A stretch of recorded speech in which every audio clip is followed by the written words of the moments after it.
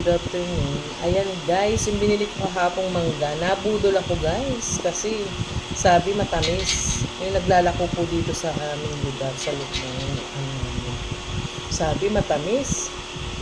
Tapos binigay niya pa sa akin yung mga tawag doon, bulok. Hindi ko napansin. Yung guys, oh. Tapos alam mo bang sabi niya di ba dapat ini-expect natin kapag manggang kalabaw matamis, sobrang tamis. Ito po hindi po as in matabang guys. Hindi ko alam kung bakit. Siguro guys, hinog sa pilit to guys. Mura, hindi pa dapat pitasin. Pinitas na nila. Tapos inano lang nila, kinalpuro. Hindi guys, masarap. Siya, matabang. Na maasim.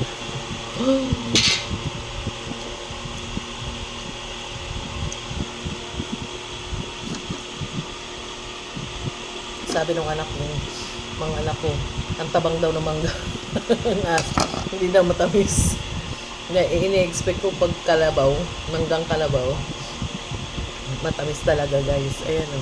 Kaya ako kumain. Kinakain ko na guys kasi ayan ang kainin ng mga anak ko. Asin.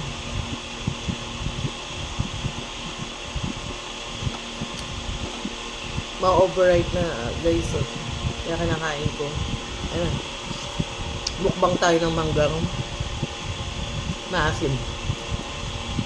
Manggang hinog pero maasim guys. Ang good.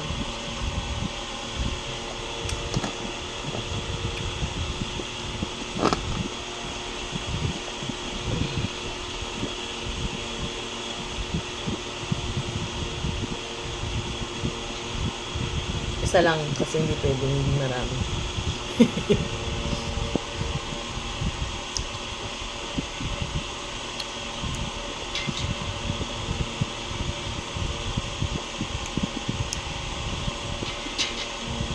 Nabudol ako guys.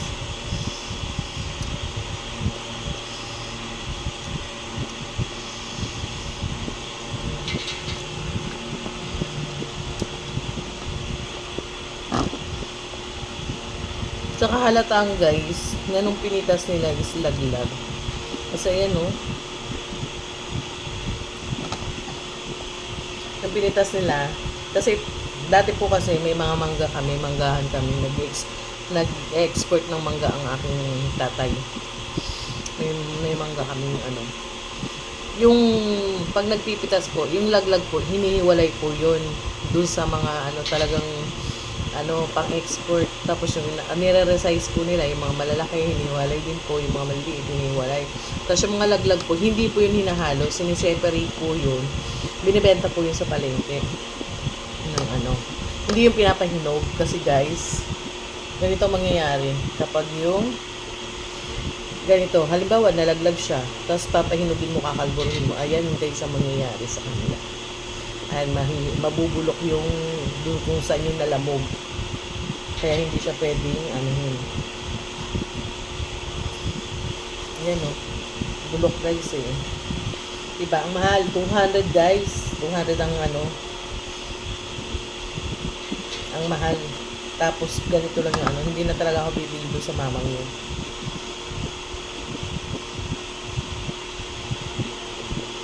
Kasi dapat ang bibilhin ko guys, watermelon. Ang mahal ng watermelon. Sobrang mahal. 200 plus. Ang liit-liit. Ito na lang mangga. Ganun din. Akala ko nung maganda. Yung pala, ang binigay niya sa akin, puro mga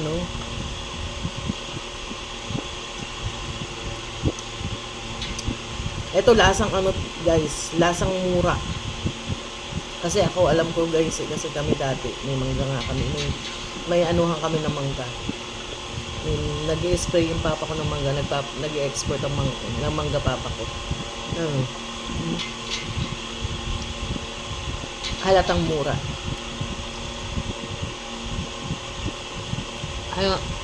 Lasang siya? Matabang na maasim. Ayan, tapos halatang mura yung lasa niya talaga as in yung nalaglag niya. Yung mura siya. Hinog sa pilit.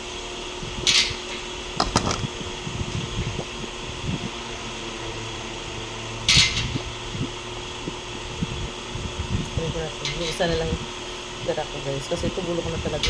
Ayaw na lang kayo.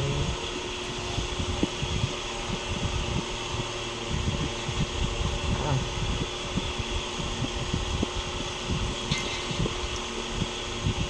Sayang diba guys? Hindi man kakabili. Ano siya? Parang tamis na ano. Yung matabang talaga siya. Lasang maasim. Maasim na matabang. Ayan o, halatang laglag siya guys. Tapos kinalburo nila.